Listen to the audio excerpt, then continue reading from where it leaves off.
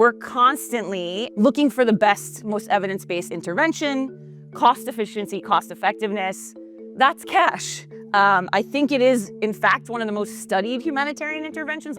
And so when we constantly say as donors, we need to know what works, the answer to us in humanitarian response has been cash over and over again. So important for us to put our money where our mouth is. There's nobody who works more efficiently and more effectively than local actors like Lorraine. So couple that with cash and you have this rock star intervention for humanitarian work. When local actors lead, cash becomes fast, flexible, dignified, and innovative. Local organizations embedded in communities can see the whole picture and act with the trust and speed that people need. Right now, most decisions are still made by international actors. Local organizations deliver but remain invisible in terms of reporting, underfunded, and really excluded from leadership.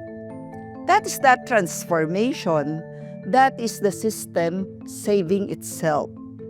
If the humanitarian reset is serious, the hard decision is not whether to use cash, but whether we will trust local actors to lead.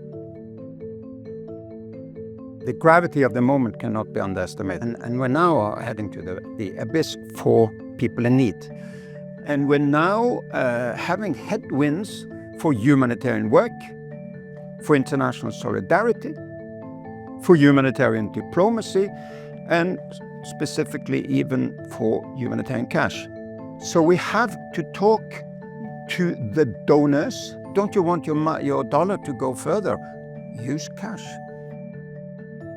We are at a crossroad with only one road as an option. Our system really is under attack and in a state of either we do this differently or we may no longer be a humanitarian system. It is a time of rethink, and I think the rethinking points very much towards cash versus towards community preferences, towards doing more with what we have, towards trying to unlock through the little money we have.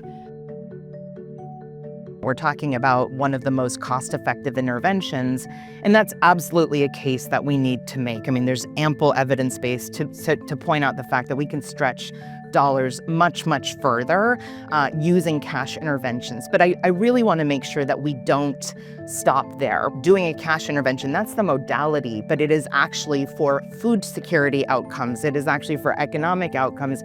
It is for health outcomes. So as donors are making these sort of painful choices between cuts here or cuts there. This is a modality where it's built in efficiency and effectiveness because people make those choices for themselves. So that case is a very strong one.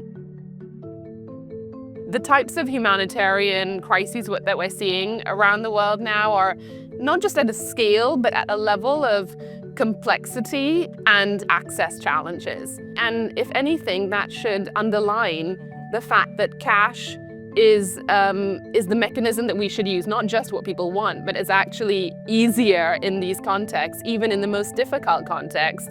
This is the most effective way to deliver assistance. Cash is the most people-centered form of aid. It restores choice and dignity, empowers families to decide what they need most, and strengthens local markets instead of undermining them.